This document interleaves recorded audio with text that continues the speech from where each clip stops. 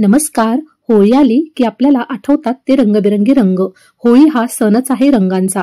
रंगाच्या माध्यमातून आपण प्रेम व्यक्त करून आपल्या जिवलग मित्रमैत्रिणींसोबत, अगदी जवळच्या व्यक्तींसोबत होळी हा सण साजरा करत असतो.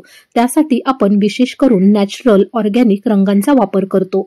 बाजारात मिळणारे ऑर्गॅनिक नॅचरल रंग हे खात्रीशीर असतील हे आपण सांगू शकत नाही. त्याचमुळे आज मी तुम्हाला घरच्या घरी अगदी काही 5 ते 10 मिनिटात तयार होणारे नॅचरल रंग कसे करायचे ते सांगणार आहे. अगदी थोडक्या साहित्यात तयार होणारे हे रंग कसे करायचे ते पाहूयात. आता हे रंग बनवण्यासाठी इथे मी घरगुती साहित्याचाच वापर केला आहे. त्यासाठी इथे मी पालक, बीटरूट व हळदीचा वापर करणार आहे. आता बीटरूट ऐवजी तुम्ही या ठिकाणी जास्वंदाची फुले वापरू शकतात किंवा गुलाब वापरू शकतात. छान असा लालसर गुलाबी रंग तयार होतो. आता इथे माझ्याकडे बीटरूट होते ते मी स्वच्छ करून घेतले आहे. वरचे साल काढून घेतले आहे व बीटरूटचे आपल्याला छोटे छोटे तुकडे करून घ्यायचे आहे. आता मी तुम्हाला आधी सांगितल्याप्रमाणे जर तुमच्याकडे बीटरूट नसेल तर मग तुम्ही गुलाबाच्या पाकळ्या, जास्वंदाच्या पाकळ्या वापरून हा रंग तयार करू शकतात. आता बीटरूट इथे मी अर्ध्या बीटरूटचा वापर केला आहे. छान असं त्याचे बारीक तुकडे करून घेतले आहे व मिक्सरला फिरवून घेतलं आहे. आता आपल्याला अगदी थोडंसं अर्धा चमचा भरून यात पाणी घालायचं आहे.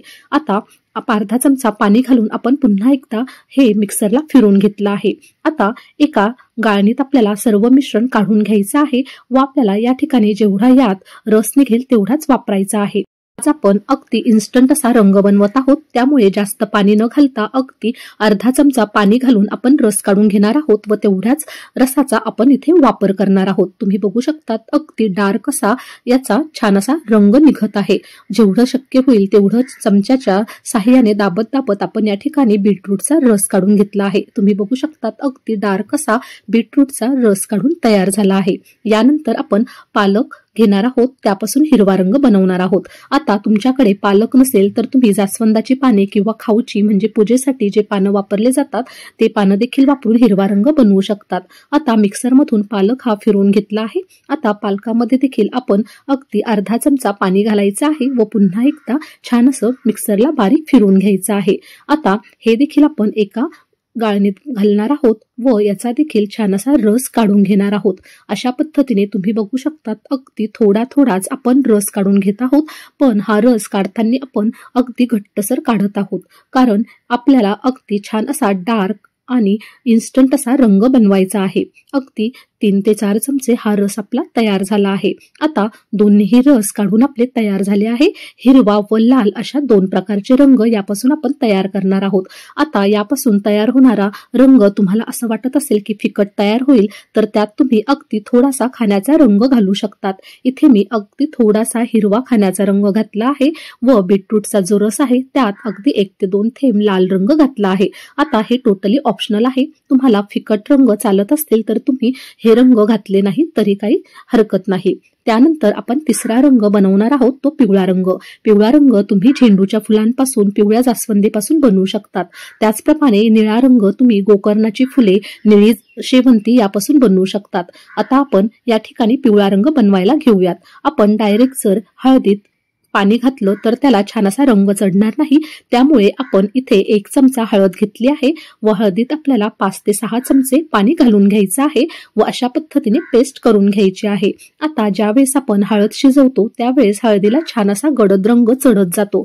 त्यामुळे इथे आपण हळदीची जी पेस्ट तयार केली आहे ती देखील अगदी छान अशी शिजवून घेणार आहोत. तुम्ही बघू शकतात अगदी एक उकळी आली की आपल्याला गॅस बंद करायचा आहे व हे मिश्रण आपल्याला थंड करून घ्यायचं आहे. अशा पद्धतीने हळदीचा हा रंग आपला छान असा गडद असा तयार होणार आहे. त्यानंतर आता आपले तिन्ही रंग बनून तयार झाले आहेत. त्यानंतर रंगासाठी जो बेस लागतो तो आपण तयार करून घेऊयात. त्यासाठी 1 कप इथे मी कॉर्नफ्लॉर घेतला आहे व आता हा रंग आपल्याला इन्स्टंट बनवायचा आहे. त्याचप्रमाणे तो अगदी सुगंधित होणं फार गरजेचं आहे.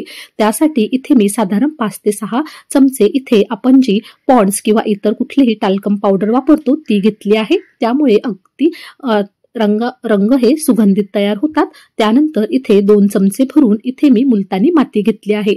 मुलतानी मातीऐवजी तुम्ही 2 चमचे भरून चंदन पावडर असेल ती देखील वापरू शकतात। अशा प्रकारे हे सर्व जिन्नस घातले की रंग अगदी आपले छान सुवासिक तयार होतात। आता सर्व मिश्रण तयार करून घेतलं आहे। आता आपण एक एक रंग बनवून घेणार आहोत।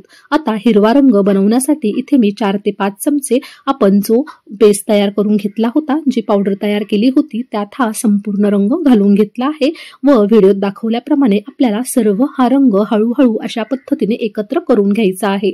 आता या ठिकाणी आपल्याला कॉर्नफ्लॉवरचा वापर करायचा आहे। कॉर्नफ्लॉवर वापरल्यामुळे हा रंग अतिशय छान असा मऊसूत तयार होतो, अगदी पावडर सारखा याचं टेक्स्चर येतं। जर तुमच्याकडे कॉर्नफ्लॉवर नसेल तर तुम्ही मग अरोरट पावडरचा देखील वापर करू शकतात। अशा पद्धतीने आता हा रंग छान असा मिक्स करून आपला हिरवा रंग तयार झाला आहे। तुम्ही बघू शकतात अगदी कोरड्या पद्धतीने हा रंग आपला तयार झाला आहे। त्यानंतर दुसरा रंग तयार करण्यासाठी पुन्हा इथे 4 चमचे आपण जो बेस तयार करून घेतला होता तो पावडर बेस आपण घेतला आहे व त्यात लाल रंग आपण घालून घेतला आहे। अशा पद्धतीने रंग तयार करताना हळूहळू थोडा रस घालून आपल्याला हाताच्या साहाय्याने छान असा एकत्र करून घ्यायचा आहे। तुम्ही बघू शकतात कुठल्याही पद्धतीने हे मिश्रण पातळ झालेलं नाही, अगदी छान असं मोकळं भरभरीतच हे आपल्याला करायचं आहे, म्हणजे इन्स्टंट हा रंग तयार होत आहे। जसं आपण हे मिक्स करतो तसं हे कोरडं होत जातं। तुम्ही बघू शकतात अगदी कोरडा हा रंग आपला बनून तयार आहे। आता तिसरा रंग हळदीपासून आपण बनवणार आहोत। त्यासाठी पुन्हा एकदा आपण 4 चमचे आपला जो बेस आहे तो घेणार आहोत। त्यानंतर आपण थंड झालेली हळद यात घालून घेणार आहोत। अशा पद्धतीने तुम्ही बघू शकतात हळद शिजवल्यामुळे छान असा हळदीला रंग चढला आहे व आपला रंग देखील अगदी पिवळा धमक तयार होणार आहे। आता हळद देखील या बेसमध्ये छान असा आपल्याला एकत्र करून घ्यायची आहे, एकजीव करून घ्यायची आहे। तुम्ही इथे हळद किंवा रंग घालताना रस घालताना अगदी थोडं घाला, जेणेकरून हे मिश्रण पातळ होणार नाही व आपल्याला जास्त सुकवण्याची गरज पडणार नाही। इथे तिन्ही रंग तुम्ही बघू शकतात अगदी कोरडे झाले आहेत। या ठिकाणी तुम्ही तयार झालेले रंग बघा अगदी कोरडे झालेले आहेत, तरी देखील तुम्ही 5 ते 10 मिनिट याला पंख्याखाली ठेवू शकतात। अगदी 5 ते 10 मिनिटातच कोरडे हे रंग होतात। आता इथे कोरडे झालेले रंग आपण चाळणीतून चाळून घेणार आहोत। प्रत्येक रंग हा चाळणीतून अशा पद्धतीने चाळून घेतला की त्याचं टेक्स्चर देखील अगदी छान होतं, मऊसूत अगदी फाईन पावडर याची तुम्हाला मिळणार आहे। तुम्ही बघू शकतात मस्त असा हिरवा रंग चाळून आपला तयार झाला आहे। एकसारखा एकसंध हा पिवळा रंग दिसत आहे, रंग देखील अगदी छान आला आहे। त्याच पद्धतीने लाल रंग देखील आपण इथे चाळून घेतला आहे। मस्त तुम्ही बघू शकतात अगदी डार्क असा याला गुलाबीसर लालसर रंग आला आहे। अशाच पद्धतीने आपण तिसरा पिवळा रंग देखील चाळून घेणार आहोत। तुम्ही इथे बघू शकतात पिवळा रंग देखील अगदी गडद आपला तयार झाला आहे। इथे आपण शिजवलेल्या हळदीचा वापर केल्यामुळे छान असा हळदीचा रंग छान असा चढला आहे, मस्त पिवळा धमक हा रंग तयार झाला आहे।